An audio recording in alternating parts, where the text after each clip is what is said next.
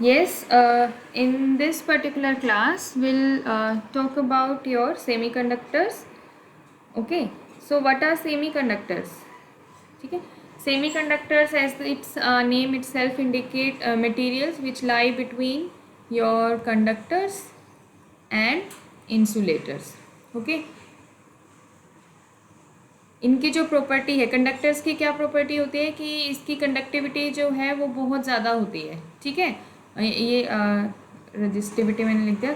ठीक है, तो आप के जो कंडक्टर्स हैं वो बहुत इजीली आपका फ्लो चार्ज पार्टिकल्स जो है वो अलाउ करते हैं. ठीक है, और इंसुलेटर्स में बहुत मुश्किल होता है. ठीक है, ना के बराबर आपका जो है फ्लो ऑफ चार्ज कैरियर्स जो होते हैं वो होता है. सेमी कंडक्टर्स क्या होते हैं? सेमी कंडक्टर्स जो होते हैं दे लाई इन बिटवीन. ठीक है, इनकी कंडक्टिविटी कहो या रजिस्टिविटी कहो. ठीक है, कंडक्टिविटी तो क्या है? वो प्रॉपर्टी जो अलाउ करती है, ठीक है, चार्ज के फ्लो को.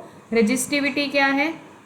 जो अपोज करती है फ्लो ऑफ चार्ज को. ठीक है, तो ये आपका अपोजिशन होगा और इसमें क्या है? ये फेवर करता है ये प्रॉपर्टी. ठीक है, तो आप या तो कंडक्टिविटी की टर्म में बता सकते हैं या रजिस्टिविटी की टर्म में बता सकते हैं कि semiconductors are those materials whose conductivity और resistivity lies between the conductors and insulators.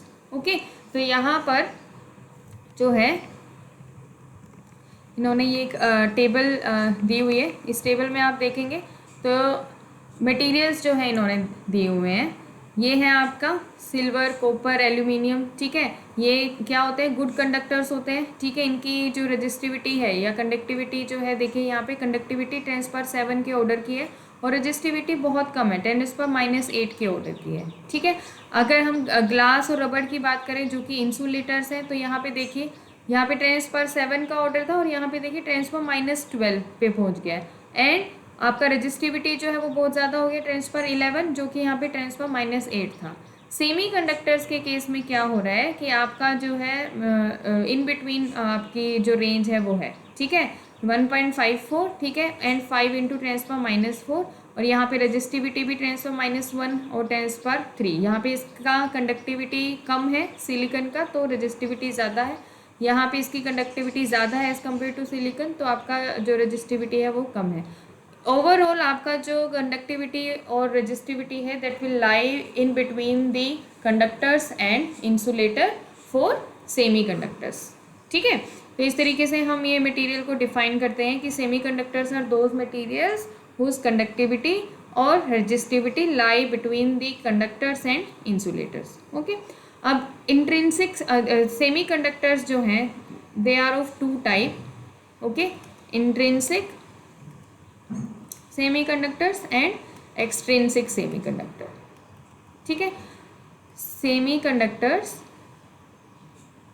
जो है वो हमने दो क्लासेस में डिफाइन की हैं. One is your intrinsic. Intrinsic जो है वो आपके प्योर सेमीकंडक्टर्स हैं और एक्सट्रिंसिक जो होते हैं they are your doped semiconductors या इम्प्योर भी होते हैं, क्योंकि हम इनमें क्या है बाहर से एक्सटर्नल जो है मटेरियल की डोपिंग करते हैं, तो हम इनको इम्प्योर सेमीकंडक्टर्स भी बोलते हैं. तो पहले हम इंट्रिंसिक सेमीकंडक्टर्स की बात करते हैं. इंट्रिंसिक सेमीकंडक्टर्स जो होते हैं उसमें क्या होता है कि जर्मेनियम और सिलिकन जो है, ठीक है, ये 14 ग्रुप के आपके एलिमेंट्स हैं. तो इसमें क्या होता है, आपके 4 वैलेंस इलेक्ट्रॉन्स होते हैं. ठीक है, सिलिकन में भी और जर्मेनियम में भी. ठीक है, तो आपके ये जो इंट्रिंसिक सेमीकंडक्टर्स होते हैं उनमें जो स्ट्रक्चर होता है वो इस तरीके का होता है कि सिर्फ जर्मेनियम ही आपके 3D डायमेंशन में आपके अरेंज होते हैं पार्टिकल्स. ठीक है, और कोई भी दूसरा जो मटेरियल जो है वो अवेलेबल नहीं होता. और हर एक जो एटम है उसके जो 4 वैलेंस इलेक्ट्रॉन है they are bounded, they are busy with making covalent bond with their neighbourhood. ठीक है, कि जर्मेनियम का जो ये 4 इलेक्ट्रॉन है, ऐसे ही इसके साइड में भी नेबरहुड में क्या है, दूसरा जर्मेनियम का एटम है. ठीक है, तो 3D में जो है हमारे आपके हर एक जो जर्मेनियम एटम है उसके 4 इलेक्ट्रॉन है and they keep on sharing their electron to make covalent bonds. तो कोवलेंट बॉन्ड्स आपके बनते हैं तो हर एक जो जर्मेनियम के जो है 4 जो इलेक्ट्रॉन है अपने नेबरहुड के जो जर्मेनियम एटम है, ठीक है, उनके साथ ये क्या है, शेयरिंग करते रहेंगे इलेक्ट्रॉन्स की।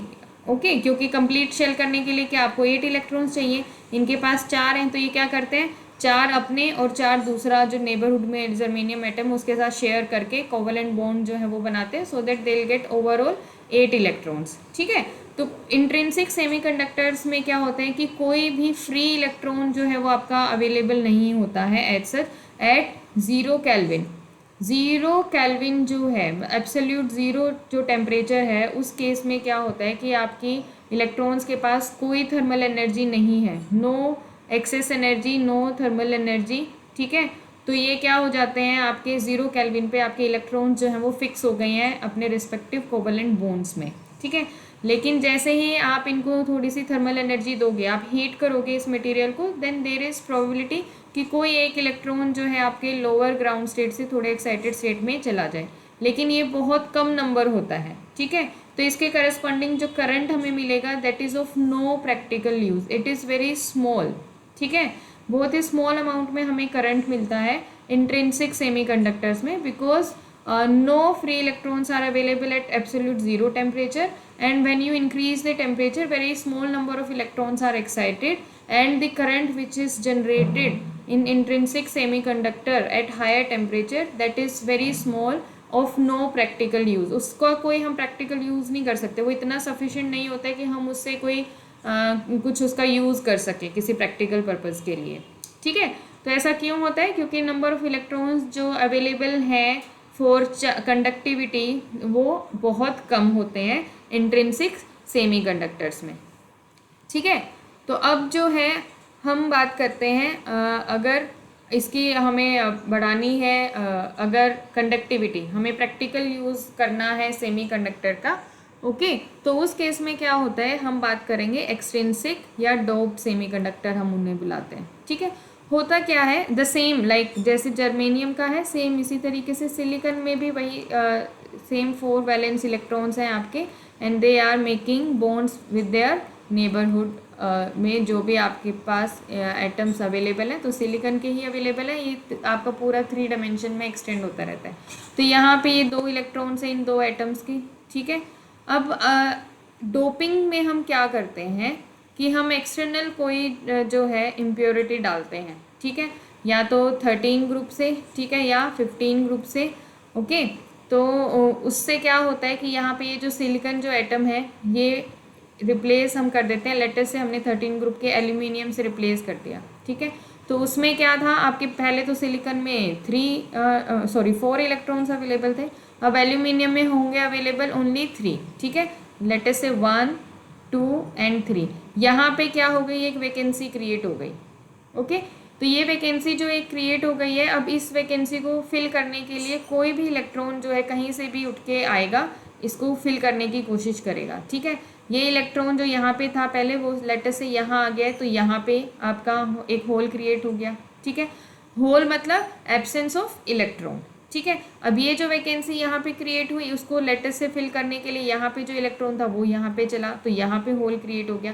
तो इस तरीके से क्या है, आपका इलेक्ट्रॉन जो है वो मूव कर रहा है, मतलब एक इलेक्ट्रॉन वैकेंसी को फिल कर रहा है। तो होल जो है पहले यहाँ क्रिएट हुआ था, फिर यहाँ क्रिएट हुआ, फिर यहाँ क्रिएट हुआ। ठीक है, फिर लेटर से ये इलेक्ट्रॉन जो है इसने जम कर दिया तो यहाँ होल क्रिएट कर दिया, तो ये होल जो है आपका इधर से इधर ऐसे ऐसे चल रहा है, तो आपका मोमेंट ऑफ होल जो है यहाँ पे हो रहा है। ठीक है, it will be seen as मतलब इसको ऐसे दिखाई देगा as if your hole is moving, हालांकि ऐसा नहीं है। ठीक है, मूव क्या कर रहा है, इलेक्ट्रॉन ही मूव कर रहा है। ओके, तो होता क्या है कि इस तरीके से आपका इलेक्ट्रॉन का मूवमेंट जो है इसमें फास्ट हो गया है। ठीक है, तो large number of electrons are available for conduction in case of your doped semiconductors. ठीक है, डोप्ड सेमीकंडक्टर्स में हम क्या करते हैं कि एक सिलिकॉन एटम जो है उसको रिप्लेस कर देंगे किसी बाहर के दूसरे एटम से, जिसमें या तो लेस इलेक्ट्रॉन होगा, एक इलेक्ट्रॉन कम होगा अगर हम 13 ग्रुप से डालेंगे, और अगर सपोज 15 से डाल दिया मैंने, 15 से डालने के लिए मतलब मैंने सपोज आपकी यहाँ पे डाल दिया इसको बोरोन से रिप्लेस कर दिया, तो उसमें क्या होते हैं 5 इलेक्ट्रॉन्स होते हैं। तो ये 4 इलेक्ट्रॉन्स तो कोवेलेंट बॉन्ड के साथ शेयरिंग कर लिया, एक इलेक्ट्रॉन आपका एक्सेस में बच गया। अब ये जो इलेक्ट्रॉन है ये इधर से उधर पूरा ये इसमें मूव करता रहेगा, ठीक है, एक बार इधर जाएगा एक बार उधर, इस तरीके से आपके जो है एक्सेस ऑफ, इस केस में क्या हो जाएंगे, इलेक्ट्रॉन्स अवेलेबल हैं फॉर योर कंडक्शन, ठीक है। तो आपका यहाँ पे जहाँ पे होल क्रिएट हो रहा था, ओके, उसको तो हम बोलते हैं पी टाइप सेमी कंडक्टर्स, ठीक है। जहाँ पे एक्सेस ऑफ इलेक्ट्रॉन्स है उसको हम बोलते हैं एन टाइप सेमी कंडक्टर्स, ठीक है। तो पी टाइप सेमी कंडक्टर्स में हम क्या करेंगे,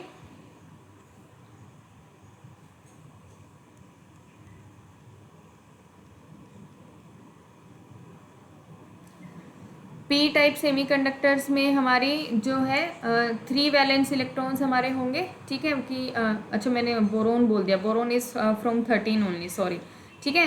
तो पी टाइप में बोरोन, इंडियम, गैलियम जो है ये आपके थर्ड ग्रुप से, ठीक है, आप मतलब 13, 14, 15 इस तरीके से बोल सकते हैं, या थर्ड, फोर्थ, फिफ्थ ये भी बोल सकते हैं, ठीक है। तो थर्ड ग्रुप से जो है आपके सेमीकंडक्टर में हम डोपिंग करते हैं to create your P type semiconductor, और हम इनको बुलाते हैं acceptor type semiconductors. Acceptor type क्यों बोलते हैं, कि आपका होल जो क्रिएट हो रहा था वो एक इलेक्ट्रॉन, उसमें एक वैकेंसी है एक इलेक्ट्रॉन को एक्सेप्ट करने की, ओके। तो हम यहाँ पे आप देखेंगे कि 3 जो इलेक्ट्रॉन्स है वो तो कोवेलेंट बॉन्ड्स में बिजी हो जाएंगे, शेयर हो जाएंगे, और एक आपका जो है वैकेंसी जो है क्रिएट होगा जिसको हम होल बोलते हैं। तो ये होल जो है क्रिएट होगा, और उस होल को फिल करने के लिए, उस वैकेंसी को फिल करने के लिए इलेक्ट्रॉन्स जो है मूव करते रहेंगे, ठीक है। तो यहाँ पे होल्स और इलेक्ट्रॉन्स जो है आपके majority and minority charge carriers होंगे पी टाइप सेमीकंडक्टर्स में। यहाँ पे क्या होगी, होल्स की मेजॉरिटी होगी, ठीक है। और एन टाइप सेमीकंडक्टर में क्या होगा, फास्फोरस, आर्सेनिक, टिन, ठीक है, ये सब जो है फिफ्थ ग्रुप से जो है हम डालेंगे इम्प्योरिटी, और उनको हम बोलते हैं डोनर, ठीक है। उसमें डोनर क्यों बोलते हैं, क्योंकि एक्सेस ऑफ 1 इलेक्ट्रॉन है, 5 इलेक्ट्रॉन है, तो एक इलेक्ट्रॉन है अवेलेबल डोनेशन के लिए, ठीक है। तो इसको हम बोलते हैं डोनर या एन टाइप सेमीकंडक्टर्स, ठीक है। तो इस तरीके से जो है यहाँ पे क्या होगा कि 4 जो इलेक्ट्रॉन्स हैं वो तो कोवेलेंट बॉन्ड फॉर्मेशन में बिजी हो जाएंगे, और एक इलेक्ट्रॉन जो है आपका रूम टेम्परेचर पे ही अवेलेबल है, ठीक है, जो कि इंट्रिंसिक के केस में नहीं था। इंट्रिंसिक के केस में रूम टेम्परेचर पे भी कोई इलेक्ट्रॉन अवेलेबल नहीं था कंडक्शन के लिए, यहाँ पे रूम टेम्परेचर पे भी इलेक्ट्रॉन जो है अवेलेबल है, ठीक है। तो ये तो था कि हमने सिर्फ एक एटम को रिप्लेस किया तो उसके करस्पॉन्डिंग एक इलेक्ट्रॉन आपका फ्री हो गया, ठीक है। लेकिन आपके जो मटेरियल होता है उसमें millions and billions of atoms होते हैं, ठीक है, millions and billions of atoms silicon के जो यहाँ पे होंगे, ठीक है। तो हम 1 सिलिकॉन एटम को रिप्लेस करते हैं इन जो 10⁸ सिलिकॉन एटम्स हैं उसमें से किसी एक 1 एटम को हम रिप्लेस कर देते हैं बाहर के एक्सटर्नल डोपेंट से, ठीक है। तो इम्प्योरिटी का, डोपिंग का जो रेशियो रहता है वो 1:10⁸ के ऑर्डर का रहता है। तो इस तरीके से हमारे जो है हम 2 टाइप ऑफ जो है सेमीकंडक्टर्स जो हैं होते हैं हमारे N type and P type, okay. Now let us talk about your energy bands in semiconductors. अब ये जो चीज़ है कि हमारे किस तरीके से कंडक्टिविटी हो रही है, कि हमारी कंडक्टिविटी जो है कंडक्टर्स और इंसुलेटर्स के बीच में क्यों लाई कर रही है, तो उसको एक्सप्लेन करने के लिए यहाँ पे हम बैंड स्ट्रक्चर जो है वो पढ़ेंगे, फॉर्मेशन ऑफ बैंड्स, ठीक है, formation of bands, okay. Formation of band में क्या होता है कि आपका इंटर न्यूक्लियर डिस्टेंस जो है, कि आपके 2 न्यूक्लियाई हैं, ये कोई आपका सिलिकॉन एटम है, ठीक है, ये इसका न्यूक्लियस है, इधर ये दूसरा जो सिलिकॉन एटम है ये उसकी न्यूक्लियस है, ठीक है। तो इनके बीच का जो डिस्टेंस है उसको अगर हम r से मेज़र कर रहे हैं, तो जब आपके एटम्स बहुत दूर हैं तो इनके बीच का जो डिस्टेंस है वो भी ज़्यादा है, ठीक है। फिर आप इनको पास लेके आ रहे हो तो ये डिस्टेंस जो है धीरे धीरे कम होना शुरू हो जाता है, ठीक है। तो आपका जो इंटरेक्शन है वो आपका बढ़ना शुरू होगा, और जब जैसे जैसे आप इनको पास लेके आना शुरू करोगे तो एक सिचुएशन आएगी कि आपके जो आउटर ऑर्बिटल्स हैं नेबरिंग एटम्स के, they will start overlapping with each other, ठीक है। इनर जो है इनर मोस्ट जो ऑर्बिटल्स हैं they are not much affected, ठीक है, क्योंकि हम इतना पास नहीं लेके आ पाते हैं, ठीक है। सिर्फ आउटर मोस्ट जो शेल्स हैं वो आपके ओवरलैप करना शुरू कर देते हैं, ओके। तो हम देखेंगे कि जैसे जैसे आपका जो है इंटरन्यूक्लियर डिस्टेंस बढ़ रहा है, ठीक है। तो सबसे पहले हम केस कंसीडर करते हैं ये सिलिकॉन का लेटर से। सिलिकॉन में आपका Z जो है हो गया 14। कॉन्फ़िगरेशन क्या हो जाएगी 1s2 2s2 2p6 3s2 and 3p2, ठीक है। ये आपकी कॉन्फ़िगरेशन हो गई। तो ये आपका 3p2 जो है वैलेंस इलेक्ट्रॉन आपके हो गए हैं, ओके। तो यहाँ पे इन्होंने एनर्जी लेवल्स जो है बनाए हुए हैं 1s 2s 2p, ये तो सारे फिल हैं आपके 2p6 तक। 3s2 यहाँ पे आ गया, ठीक है, और यहाँ पे आ गया आपका 3p, ठीक है। तो जब आपका डिस्टेंस थोड़ा सा दूर है, ठीक है, इसको यहाँ पे हमने R1 से डिनोट किया हुआ है। यहाँ पे R1 में ये आपका जो है यहाँ पे 3p लेवल जो है ये आ जाता है, ठीक है। 3p में यहाँ पे इन्होंने 2 इलेक्ट्रॉन्स हैं। अगर आपके n नंबर ऑफ एटम्स हैं, ठीक है, तो आपके टोटल नंबर ऑफ इलेक्ट्रॉन्स कितने हो जाएंगे 2n। लेकिन p जो शेल होता है उसमें हमें पता है कि आपके जो हैं 6 इलेक्ट्रॉन्स आ सकते हैं, ठीक है।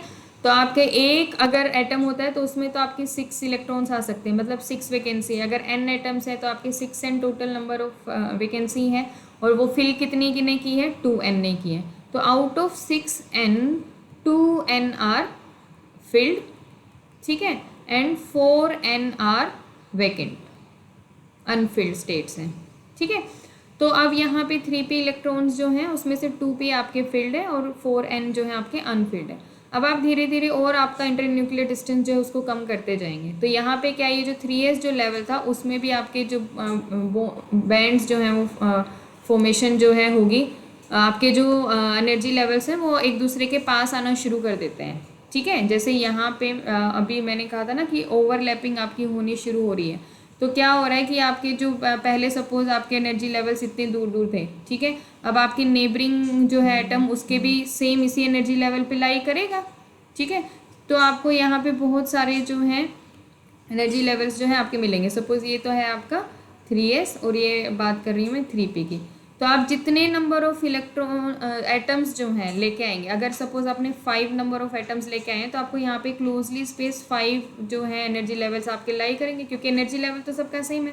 सपोज 3p जो इलेक्ट्रॉन है उसकी एनर्जी वैल्यू है 2 इलेक्ट्रॉन वोल्ट, तो सभी के सभी 2 इलेक्ट्रॉन वोल्ट पे ही तो लाई करेंगे। कोई 2.0001 पे होगा, कोई 2.002 पे सपोज हो जाएगा, ठीक है, इस तरीके से। लेकिन they are almost very close to each other, we are not able to distinguish between them. तो इन सारे एनर्जी लेवल्स को हम अगर आपके अब होते क्या है in actual n number of atoms है, तो यहाँ पे क्या है ये n number of energy levels हैं, they will lie over each other. तो एक कंटिन्यूम ऑफ एनर्जी जो है हमें मिलता है और इसको हम बोलने लग जाते हैं कि बैंड, कि आपका बैंड फॉर्मेशन होने लग गया है, ठीक है। तो जब आप एटम्स को पास लेके आते हैं, अगर 2 एटम्स को पास लेके आते हैं तो आपको 2 एनर्जी लेवल्स मिलेंगे। जो एक ये एक 3p एक एटम का है, ये दूसरे एटम का है। अगर आप इस तरीके से सपोज 3 ले आए तो 3 मिल जाएंगे, 5 ले आए तो आपको 5 मिलेंगे, n नंबर ऑफ ले आए तो n नंबर ऑफ आपके एटम्स जो हैं आपको मिलेंगे, and they will look like a band, ठीक है। तो इस तरीके से आप जैसे जैसे एटम्स को क्लोज लेके आते रहेंगे, इंटरन्यूक्लियर डिस्टेंस आप कम करते रहेंगे, तो सबसे पहले तो 3p एटम्स का बैंड फॉर्मेशन शुरू होगा। फिर और पास ले आए हो तो यहाँ पे 3s का के जो है यहाँ पे सपोज आउटर तो आपका ये 3p था, अंदर जो है ये आपका लेटर से 3s था। अब 3s की भी ओवरलैपिंग होनी शुरू हो जाएगी, तो 3s में भी बैंड जो है वो फॉर्मेशन होना शुरू हो जाएगा, ठीक है। तो आपने डिस्टेंस जो है आपका R1 था, फिर R2 हुआ, फिर R3 हुआ, ठीक है। अब R3 जब होता है तो क्या होता है कि यहाँ पे ये जो गैप था बैंड्स के बीच में, एक बैंड ऊपर आपका बन रहा था 3p का, एक बैंड आपका जो था नीचे बन रहा था 3s का। अब ये जो है आपके आप जैसे जैसे इंटरन्यूक्लियर डिस्टेंस कम करना शुरू करोगे तो ये मिक्स हो जाएंगे आपके, ठीक है, इनके बीच में जो है मिक्सिंग हो जाएगी। तो इस तरीके से क्या होगा, मिक्सिंग होने पे 4n तो सॉरी टोटल जो आपकी वैकेंसी जो है अवेलेबल 6n तो आपके हैं इसके 3p के, ठीक है, मतलब p में आपके 6 होते हैं और 2 जो हैं आपके अवेलेबल हैं फॉर s जो आपका ऑर्बिटल है उसके लिए। तो टोटल आपके जो है वैकेंसी हो गई 8n। लेकिन फील्ड कितनी है, 2 तो आपकी 3s की फील्ड है 2n, और 2 आपकी 2p2 जो यहाँ पे था, ठीक है।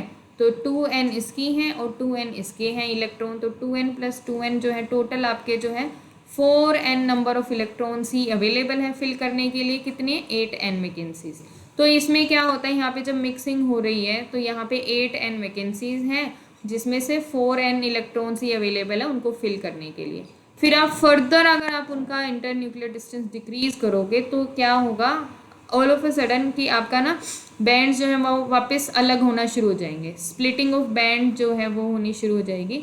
और उससे क्या होगा कि हर इलेक्ट्रॉन जो है उसकी टेंडेंसी रहेगी कि वो लोअर एनर्जी लेवल में रहे, ठीक है, ग्राउंड स्टेट में, मतलब थोड़ा compare to higher energy levels they tend to have in the lower energy levels. तो आपके जो नीचे के जो एनर्जी लेवल्स हैं, ठीक है, 2 बैंड्स आपके सेपरेट हो गए, पहले ये सेपरेट थे, फिर ये यहाँ पे मिक्स हो गए, फिर वापस सेपरेट हो गए। तो जब सेपरेट होंगे तो आपके ये जो नीचे वाले 4n जो हैं ये इलेक्ट्रॉन्स तो कम्प्लीटली फिल्ड होंगे और ऊपर वाले जो हैं ये हो जाएंगे कम्प्लीटली वैकेंट, ठीक है। तो यहाँ पे जो 8n आपकी वैकेंसीज थी वो स्प्लिट हो गई 4n और 4n में, और आपके total number of electrons which are available were 4n only. तो सारे के सारे जो ग्राउंड स्टेट जो है लोअर एनर्जी लेवल जो है उसमें रहने की कोशिश करेंगे, वहाँ पे सेट हो जाएंगे, ऊपर जो है सारे अनफिल्ड रह जाएंगे। तो ये जो 2 बैंड्स आपके बने, ठीक है, 4n नीचे बन गया फिल्ड और 4n जो है आपके रह गए ऊपर अनफिल्ड, इनको हम बोलते हैं valence band and conduction band, ठीक है। तो वैलेंस बैंड और conduction band is nothing but a range of electrons, ठीक है। अगर आपका इलेक्ट्रॉन जो है वैलेंस बैंड में है then it is not available for conduction, लेकिन अगर यहाँ से ये यहाँ जंप करके चला जाता है कि हम कोई एक्सटर्नल सोर्स ऑफ एनर्जी दें सो दैट ये एनर्जी गेन करे और ये कंडक्शन बैंड में चला जाए, सो this is available for conduction.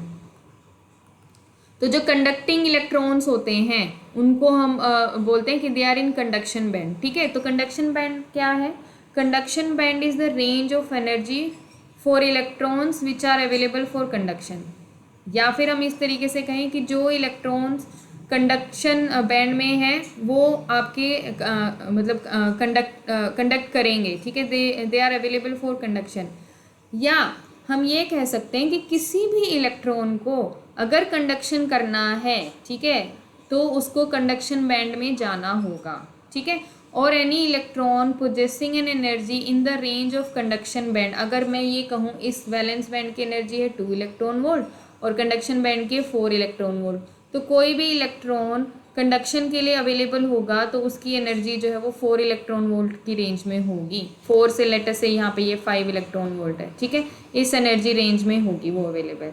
और यहाँ पे लेटर से 2 से 2.5 इलेक्ट्रॉन वोल्ट अगर है तो वो बैलेंस बैंड में प्रेजेंट होगा।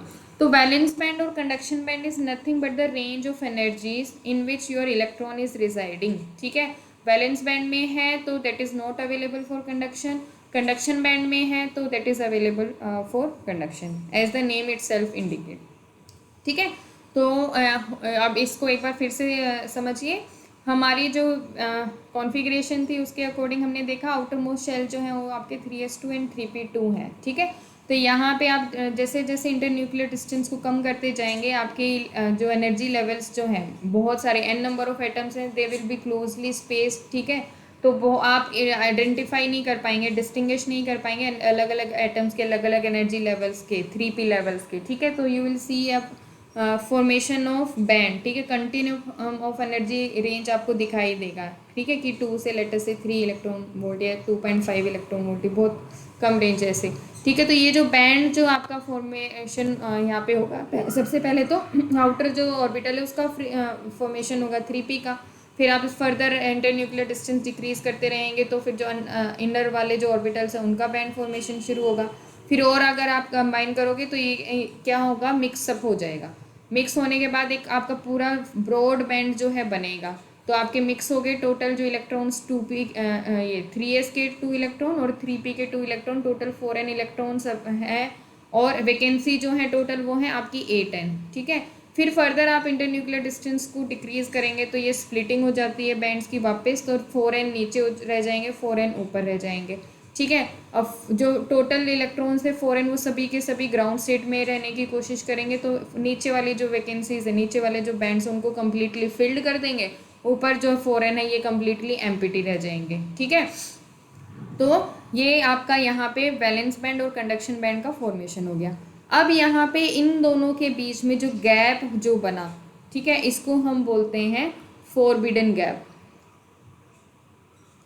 ओके, अब ये फोरबिडन गैप जो है इसकी जो वैल्यू है वो डिसाइड करता है कि कोई भी मटेरियल जो है वो कंडक्टर है या सेमी कंडक्टर है या इंसुलेटर है। अगर आपका इंसुलेटर है तो ये जो गैप है इन दोनों बैंड्स के बीच में ये बहुत लार्ज होता है, मोर देन 6 इलेक्ट्रॉन वोल्ट। ठीक है, तो उस केस में क्या होगा आपका, it is not possible for electron to jump और to overcome such a large forbidden gap. ठीक है, तो इतनी ज़्यादा लार्ज एनर्जी यहाँ पे ये जो गैप है बहुत ज़्यादा हो जाएगा, तो इलेक्ट्रॉन के लिए पॉसिबल नहीं है कि वो वैलेंस बैंड से कंडक्शन बैंड में जाए।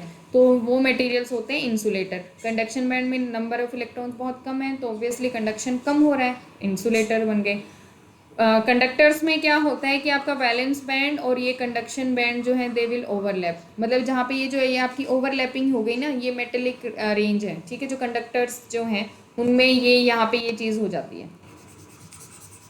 ठीक है, ये जो यहाँ पे ओवरलैपिंग जो हो रही है यहाँ पे ये कंडक्टर्स में आपके ओवरलैपिंग जो है रहती है, स्प्लिटिंग नहीं होती है फर्दर अगर हम आगे इंटर न्यूक्लियर डिस्टेंस को रिड्यूस करते हैं तो। ठीक है, तो उस केस में आपके ये यहाँ पे वैलेंस बैंड और कंडक्शन बैंड जो एक दूसरे के साथ मर्ज कर रहे हैं, तो ये मर्ज कर रहे हैं बहुत ही, यहीं पे आपके वैलेंस बैंड के इलेक्ट्रॉन है, यहीं आपका कंडक्शन बैंड अवेलेबल है, तो इधर से उधर ये जाते रहते हैं, तो they move freely in case of conductors. ठीक है, और सेमी कंडक्टर्स में क्या होता है, ये जो गैप होता है वैलेंस बैंड और कंडक्शन बैंड के बीच में, that is like small as compare to your insulator. तो नॉर्मल जो आपके रूम टेम्परेचर जो है उस पर भी प्रोबेबिलिटी है कि जैसे इंट्रिंसिक के केस में ही मैंने बोला था कि आपके जो इलेक्ट्रॉन्स हैं वो आपके हायर एक्साइटेड स्टेट में चले जाते हैं, तो वहाँ पे हायर एक्साइटेड स्टेट क्या है कि वैलेंस बैंड से वो आपके कंडक्शन बैंड में जा रहे हैं।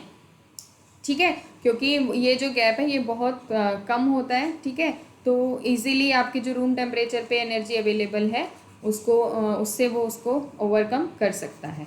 ठीक है, तो अगर हम बात करें जैसे अभी मैंने इंट्रिंसिक सेमीकंडक्टर की बात की थी कि है ना, एब्सोल्यूट ज़ीरो टेम्परेचर पे आपका कंडक्शन जो है ज़ीरो होता है। ठीक है, वो क्यों होता है कि वैलेंस बैंड जो है उसमें अब हमने देखा वैलेंस बैंड जो है वो कम्प्लीटली फिल्ड है। ठीक है, आपके 4n इलेक्ट्रॉन्स थे। ओके, 4n इलेक्ट्रॉन्स आपके अवेलेबल थे, वो सारे के सारे आपके वैलेंस बैंड में ही फिल हो गए। ठीक है, 4n वैकेंसी थी, 4n ही इलेक्ट्रॉन थे, तो सारे के सारे जो आपके एनर्जी लेवल्स हैं दे आर कम्प्लीटली फिल्ड। ठीक है, लेकिन यहाँ कंडक्शन बैंड में क्या है, 4n वैकेंसी थी और कोई इलेक्ट्रॉन अवेलेबल नहीं है, ये क्या है, कम्प्लीटली एम्प्टी।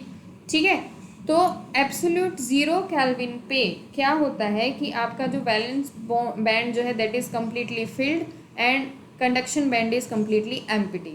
अब जैसे ही आप इसको थर्मल एनर्जी प्रोवाइड करेंगे तो इलेक्ट्रॉन्स जो हैं they will move to the higher energy level और हायर एक्साइटेड स्टेट और they will reach to conduction band by overcoming this forbidden gap. ठीक है, so this is how your like mechanism of movement of electron is explained on the basis of your energy band, कि electron की movement किस तरीके से होती है वो एनर्जी बैंड के बेसिस पे हमने एक्सप्लेन किया है कि कैसे हम बोल रहे हैं कि ये कंडक्टर्स और सेमी इंसुलेटर्स के बीच के मटेरियल्स हैं। ठीक है, तो इस तरीके से आप इसको समझ सकते हैं। अब यहाँ पे एक आगे हम पढ़ेंगे फर्मी लेवल जो है, अभी बता देती हूँ। फर्मी लेवल जो है वो क्या होता है, अब एब्सोल्यूट ज़ीरो केल्विन पे आपने देखा यहाँ पे वैलेंस बैंड में कम्प्लीटली फिल्ड है, कंडक्शन बैंड में कम्प्लीटली एम्प्टी है। ठीक है, तो ये टॉप मोस्ट जो एनर्जी लेवल है up to which all energy levels are completely filled, इस एनर्जी लेवल को हम बोलते हैं फर्मी एनर्जी लेवल। ठीक है, और ये कंडक्शन बैंड तो पूरा आपका खाली है, तो above Fermi energy level your energy levels are completely empty, below Fermi levels your energy levels are completely filled at zero kelvin. ठीक है, ज़ीरो केल्विन पे आपके फर्मी लेवल से बिलो एनर्जी लेवल्स जो हैं वो कम्प्लीटली फिल्ड होते हैं, above it are completely empty. ठीक है, ओके, तो अब हम बात करते हैं नेक्स्ट। अगर हम ये तो था प्योर इंट्रिंसिक सेमीकंडक्टर की हम बात कर रहे हैं, ठीक है। प्योर इंट्रिंसिक सेमीकंडक्टर्स में आपने देखा कि 4n इलेक्ट्रॉन्स अवेलेबल थे, 4n वैकेंसी थी कंडक्शन बैंड में, और फॉरबिडन गैप को ओवरकम करके ही वो ऊपर मूव कर सकते हैं, ठीक है। अब ये कितना एनर्जी लेवल होता है, ये फॉरबिडन गैप जो है that is 1.1 electron volt for silicon, ठीक है। तभी उसकी कंडक्टिविटी जो है वो थोड़ी सी कम थी as compare to your germanium, जिसकी 0.72 इलेक्ट्रॉन वोल्ट रहती है फॉरबिडन गैप की जो वैल्यू होती है वो, ठीक है। तो इंट्रिंसिक सेमीकंडक्टर के केस में क्या होता है, यहाँ पे इस डायग्राम में इन्होंने दिखाया है। इंट्रिंसिक के केस में देखो यहाँ पे ये पूरा वैलेंस बैंड है, ठीक है, और ये यहाँ पे आपका कंडक्शन बैंड है, और बीच में है आपका फॉरबिडन एनर्जी गैप, जिसको हम बोलते हैं एनर्जी गैप, EG से हम इसको डिनोट करते हैं। तो at absolute 0 kelvin no electron is available to jump to the conduction band.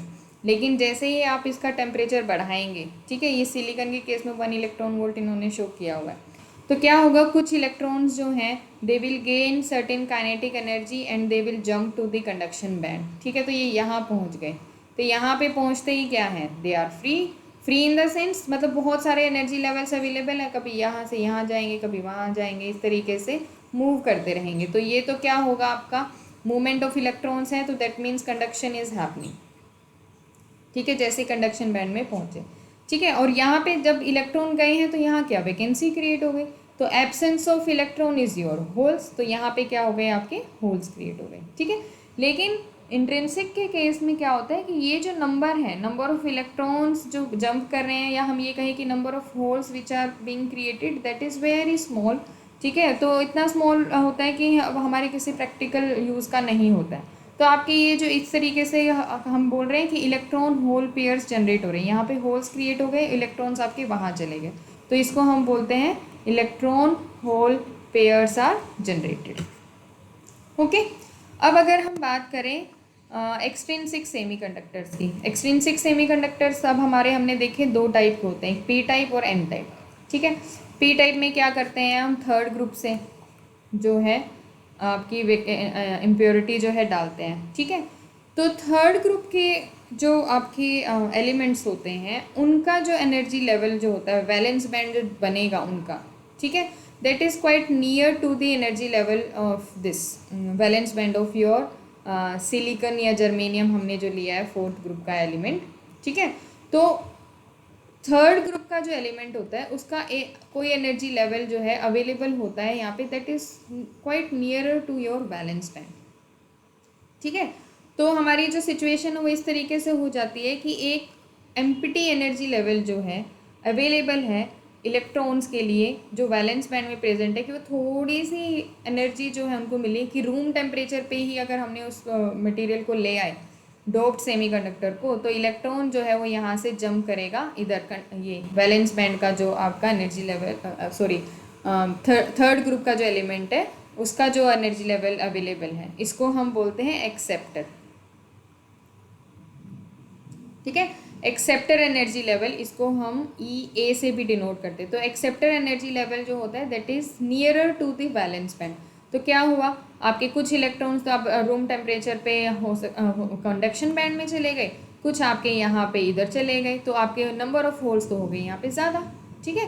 तो आपके इलेक्ट्रॉन होल पेयर्स भी जनरेट हो रहे हैं यहाँ पे, तो ये कुछ इलेक्ट्रॉन्स जो हैं यहाँ पे इधर इसके एक्सेप्टर जो एनर्जी लेवल था उस पर चले गए हैं। तो आप यहाँ पे देखेंगे कंडक्शन बैंड और ये वैलेंस बैंड के कंपैरिजन में यहाँ पे वैलेंस बैंड में नंबर ऑफ होल्स जो हैं वो ज़्यादा क्रिएट हो गए हैं, इसीलिए हम बोलते हैं कि मेजॉरिटी जो चार्ज कैरियर्स हैं यहाँ पे इसमें क्या हैं, पी टाइप सेमीकंडक्टर्स में होल्स, ठीक है। तो और माइनॉरिटी चार्ज कैरियर्स क्या हैं, आपके इलेक्ट्रॉन्स, क्योंकि ये कम है इधर कंडक्शन बैंड में, okay. Similarly we can talk about your energy band in case of N type semiconductors. N type semiconductors में क्या होगा कि हम फिफ्थ ग्रुप से जो है इम्प्योरिटी डाल रहे हैं, फिफ्थ ग्रुप से डाल रहे हैं, तो उस केस में सिचुएशन क्या होती है कि डोनर जो है, हम बोलते हैं फिफ्थ ग्रुप वाले एलिमेंट्स को, ठीक है, कि डोनर एनर्जी लेवल जो है उसको लेटर से हम ED से डिनोट कर रहे हैं, that is quite near to the conduction band, ठीक है। तो कंडक्शन बैंड के काफ़ी पास जो है आपका एनर्जी लेवल जो है आपके अवेलेबल है, ठीक है।